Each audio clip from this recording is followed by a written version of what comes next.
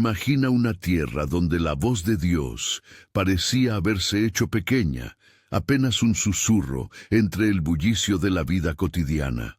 Las noches eran largas, las esperanzas se enfriaban, y el pueblo buscaba señales que no llegaban. En medio de ese silencio, una mujer se inclinó con un llanto que rasgó la oscuridad del templo.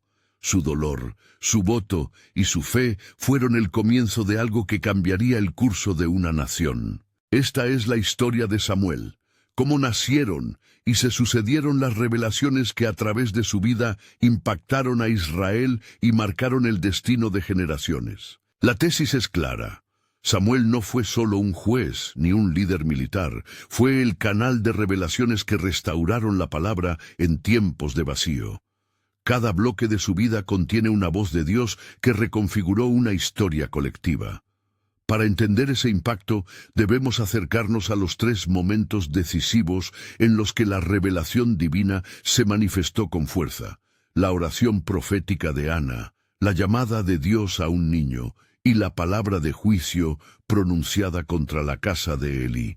No son episodios aislados, son hilos que tejidos muestran cómo la fidelidad humana y la soberanía divina actúan juntas para renovar a un pueblo. Antes de continuar, si te interesa profundizar en relatos bíblicos y escuchar cómo estas historias siguen hablándonos hoy, suscríbete y comparte este mensaje con alguien que busque comprensión y consuelo en la palabra. Ana, una oración que abrió el cielo. En el centro de Silo, donde el tabernáculo levantaba su techo y la lámpara no se apagaba, estaba Ana, con el corazón roto por la esterilidad. No es solo la historia personal de una mujer que desea un hijo, es la de alguien que entiende que lo perdido puede ser ofrenda y que la esperanza puede transformarse en voto. Ana no buscó venganza ni protagonismo. Ofreció lo que más amaba a aquel que escucha con corazón atento. Su llanto era visible. Sus labios murmuraban una plegaria que no escapó a los oídos del sacerdote mayor. Elí, observando su gesto, la confundió con una mujer ebria y la reprendió. Ella respondió con humildad y verdad. No había bebida en su boca, sino una petición que brotaba del alma. Elí, al comprender, la bendijo. Esa bendición fue la confirmación humana. Pero la revelación verdadera fue la respuesta de Dios. Ana concibió y prometió dedicar al niño al servicio del Señor. Esta oración de Ana es la primera revelación de nuestra historia por 2 razones. Primero, porque anuncia un propósito que trasciende la vida privada. Samuel nacerá para ser instrumento. Segundo, porque muestra cómo la oración sincera puede ser el umbral de una vocación. La consagración no fue un acto de retiro, sino de entrega radical. Ana dio lo que más amaba para que Dios pudiera usarlo. Hay aquí una lección para nosotros. La consagración no empequeñece la bendición, la sitúa bajo la autoridad del cielo. Cuando alguien decide entregar su mayor anhelo a Dios, abre un canal para que la palabra vuelva a hablar. La dedicación, crecimiento entre linajes malos y corazón fiel. Samuel no creció en casa de su madre. Fue llevado al tabernáculo, donde el ambiente religioso no siempre reflejaba reverencia. La túnica que Ana le bordó, esa prenda sencilla que podría equivaler al efod, el vestido sacerdotal de lino, simbolizaba una identidad puesta en manos de Dios. Un efod, para aclararlo, es una vestimenta sacerdotal que identifica a quien sirve en el ministerio. No era moda, era señal de consagración. En esas estancias, el contraste era brutal. Los hijos del sacerdote Elí, Ofni y Finés profanaban el servicio, se apropiaban de partes de los sacrificios y despreciaban la santidad del lugar. Sus actos erosionaban la confianza del pueblo y oscurecían el templo. Allí, en ese escenario de decadencia, Samuel servía al Señor con sencillez. Crecía delante del Señor, aprendiendo a amar aquel lugar donde la presencia divina aún residía.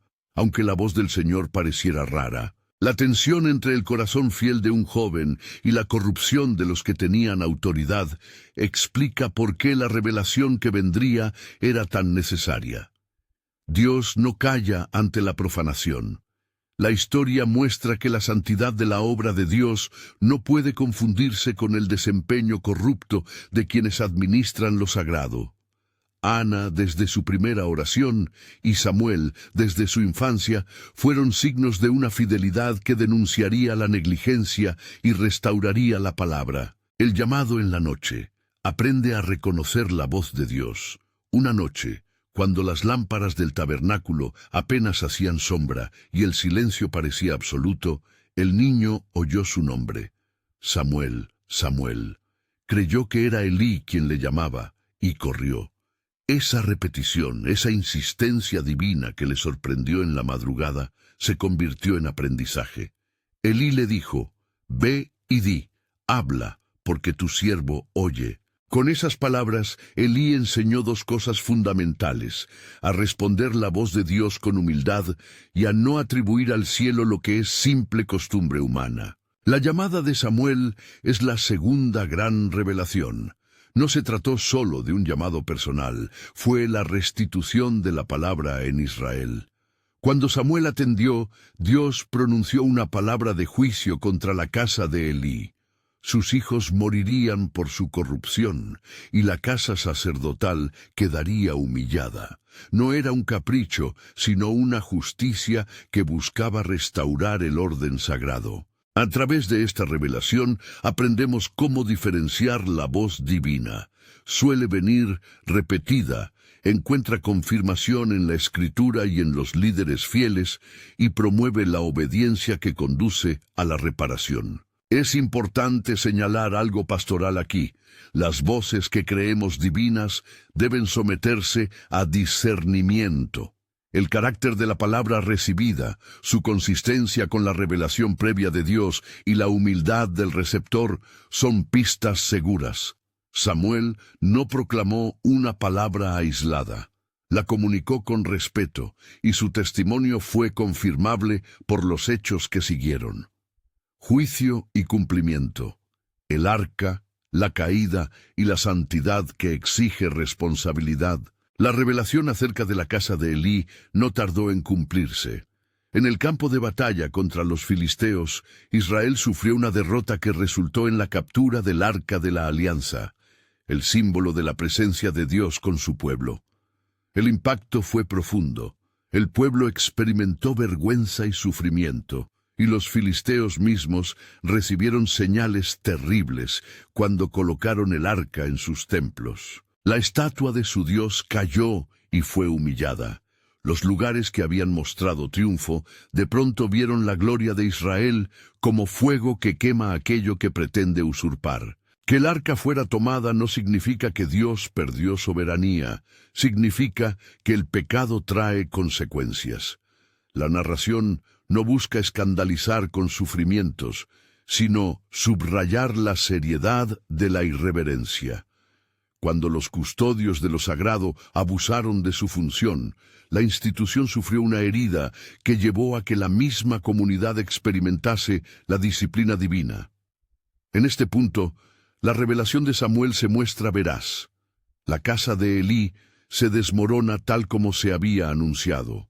Con la restitución del arca, de vuelta a territorio israelita después de plagas y humillación de los filisteos, ocurrió otro episodio de dolor y purificación. En Bet-Semes, la gente que trató el arca con ligereza sufrió consecuencias. La narrativa subraya la necesidad de reverencia delante de los símbolos sagrados. Después de esa purificación vino la respuesta popular. El arrepentimiento, la búsqueda de Dios y la reparación de lo que había sido quebrado. Samuel, como líder, fue clave en este proceso. Ebenezer, piedra de ayuda y testimonio público. Tras una victoria espiritual y militar, Samuel levantó una piedra y la llamó Ebenezer, que significa piedra de ayuda. Ese monumento no fue simplemente conmemorativo, fue pedagógico, un recordatorio permanente de que la victoria viene de Dios y no de la fuerza humana. Las piedras de memoria en Israel eran señales didácticas para futuras generaciones. Ebenezer se convirtió en el símbolo de la restauración. Dios vuelve a hablar, y cuando Él habla su pueblo tiene esperanza. Samuel como guía, profeta, juez y restaurador. A partir de ahí, la figura de Samuel crece como la de aquel, a quien el pueblo acude cuando necesita palabra. No solo presidía casos judiciales, convocaba al arrepentimiento, dirigía al pueblo en oración y los orientaba en la batalla espiritual y real. Su autoridad no se apoyaba en la ambición personal, sino en la legitimidad de la revelación continua. Él era el puente entre la soberanía divina y la responsabilidad humana. Samuel instauró un estilo de liderazgo que combinaba firmeza y humildad. No buscó coronas para sí. Su tarea fue devolver la voz al pueblo, restituir la santidad del culto y liderar en la búsqueda de la voluntad divina. Por eso, la gente decía, ¿no está Samuel aquí para consultarle? Este reconocimiento no nació de su carisma, sino de la fidelidad de su testimonio. La petición de un rey, deseo humano y riesgo espiritual, pero la historia avanza y trae tensión. A medida que las tribus veían a las naciones vecinas bajo reyes, el pueblo deseó ser como las demás naciones. Quisieron un monarca que centralizara poder y les diera una figura visible de gobierno. Esta demanda marcó un punto de inflexión, la transición de una teocracia tribal, donde Dios mismo era el rey, a una monarquía humana. Samuel recibió la petición con dolor. Él advirtió al pueblo sobre las consecuencias. Un rey tomaría hijos para el servicio, requisaría bienes, impondría cargas, no porque la monarquía fuera intrínsecamente malvada, sino porque el corazón humano tiende a concentrar poder de forma que margina la soberanía divina. Samuel, sin embargo, no se opuso a la voluntad de Dios. Cuando Dios le dijo que escuchara al pueblo, Samuel aceptó, pero no sin antes proclamar la advertencia y velar por la transparencia del proceso. La unción de Saúl, señales, confirmaciones y primeros pasos del reinado. Dios señaló a Saúl como el primero en ser ungido rey. La unción no fue resultado de una elección pública al uso. Fue iniciativa divina que se manifestó en signos horarios, encuentro en busca de asnos perdidos, señales ofrecidas por encuentros providenciales y confirmaciones que respaldaban su designio. Samuel ungió a Saúl y para solemnizarlo ante Israel, se dieron señales que confirmaban la voluntad celestial. Saúl inició su reinado con una victoria relevante. Respondió a una amenaza y demostró capacidad militar, lo que confirmó su posición ante el pueblo. No obstante, desde el narrador bíblico se deja entrever que las señales externas no garantizan fidelidad permanente. La anulación o acumulación de poder, la tentación de gestionar el reino según sus propios criterios y la presión de la aprobación popular son áreas donde la revelación necesita ser cultivada continuamente. Lecciones teológicas, soberanía, integridad y la voz que transforma. Al mirar el conjunto de la vida de Samuel, emergen varias lecciones que siguen siendo urgentes hoy. Primera lección: la soberanía de Dios es la roca sobre la que se edifica la historia. Las revelaciones no son meras curiosidades, son intervenciones que reencauzan destinos. Cuando Ana ora, Dios responde. Cuando Samuel escucha, Dios actúa. La soberanía no anula la responsabilidad humana, sino que la ilumina. Segunda lección: la integridad en el liderazgo es radicalmente decisiva. Ofni y Finés muestran lo que ocurre cuando la autoridad se usa para satisfacción personal. Samuel, en contraste, revela la fuerza transformadora de la fidelidad. Las comunidades prosperan o se corrompen según la ética de quienes las guían. Tercera lección: Aprender a escuchar a Dios es una disciplina. Discernir la voz divina requiere paciencia, testimonio comunitario y humildad. Samuel no fue perfectísimo, pero su disposición a oír le permitió ser instrumento de la verdad. Hoy, esa disposición implica cultivar la oración profunda, la lectura atenta de las Escrituras y la rendición a la corrección franca y amorosa. Cuarta lección. La revelación tiene siempre impacto comunitario. No es solo experiencia privada, cambia la historia colectiva. Cuando Samuel habló, toda Israel fue afectada. Por eso, la palabra de Dios que llega a uno debe buscar el bien común, no la exaltación personal. Aplicaciones prácticas. ¿Cómo honrar las revelaciones en nuestra vida? ¿Qué significa aplicar estas enseñanzas en el día a día? Primero, cuida tu manera de orar. Ana enseñó que la oración sincera y la consagración pueden transformar circunstancias. No todo pedido es necesariamente concedido según nuestros deseos, pero la disposición de poner lo más amado en las manos de Dios abre puertas que parecen cerradas. Segundo, vigila la integridad de quienes lideran. Ampara con oración a tus líderes, sí, pero también exige responsabilidad. La comunidad que protege a los corruptos en nombre de unidad está poniendo en riesgo la misma vida espiritual que pretende preservar. Tercero, cultiva el oído espiritual. No es suficiente sentir, hay que confirmar. Busca consejo maduro, compara lo que escuchas con la Escritura y observa si los frutos son de justicia. La voz que enseña humildad produce frutos de santo temor y promueve la vida del pueblo. Es probablemente la que viene de Dios. Cuarto, recuerda que las revelaciones generan acción. Samuel no guardó la palabra, la transmitió, incluso cuando era dolorosa. Si recibes una palabra de corrección o de aviso, atiéndela con urgencia piadosa. A menudo, la procrastinación frente a la corrección genera consecuencias que podrían haberse evitado. Samuel como puente histórico, de la teocracia a la monarquía. La influencia histórica de Samuel no se limita a sus profecías inmediatas. Su ministerio selló una transición estructural en Israel. Fue puente entre la época de jueces, donde la presencia de Dios hablaba a través de líderes carismáticos y temporales, y el inicio de una monarquía institucionalizada. Esta transición tuvo repercusiones enormes en la vida política, religiosa y cultural del pueblo. Samuel, sin buscar gloria personal, facilitó que la revelación divina se expresara también en nuevas formas de gobierno. Su legado nos recuerda que Dios utiliza medios humanos y estructuras sociopolíticas para cumplir su propósito, pero siempre orientadas por la santidad y el discernimiento. 3 momentos de revelación que marcaron la historia. Si debemos destacar 3 momentos que sintetizan el impacto de Samuel, son los siguientes. La oración profética de Ana, que inauguró la misión.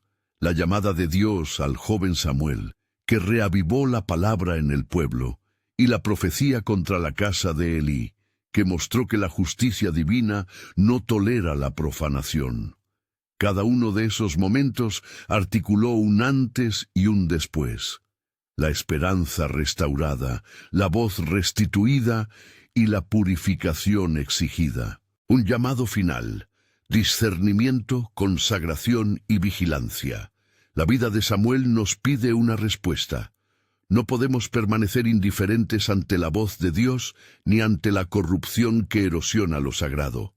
Hoy es urgente que cada creyente practique el discernimiento y que cada comunidad cuide a sus líderes. Debemos aprender de Ana la entrega valiente, de Samuel la escucha humilde y de la misma narración la convicción de que la revelación verdadera siempre exige arrepentimiento y reparación. Esta es la invitación práctica. Lee de nuevo la historia en 1 Samuel, ora pidiendo un oído atento, examina la vida de tus líderes con espíritu de amor y verdad, y ofrece lo que más amas al servicio de Dios, confiando en que Él escucha. No prometo atajos ni fórmulas mágicas, sí afirmo que la fidelidad y la disposición a escuchar producen cambios reales. Termina aquí la narración con un gesto pastoral. Si este relato te ha desafiado o consolado, comparte este mensaje con alguien que necesite volver a escuchar la voz de Dios. Dedica un momento a orar por discernimiento y por aquellos que ejercen liderazgo en tu comunidad. Que la vida de Samuel nos inspire a ser canales de revelación, no de ruina, a ser instrumentos de restauración, no de división, y que sobre todo busquemos la presencia de aquel cuya palabra llega a tiempo y transforma corazones.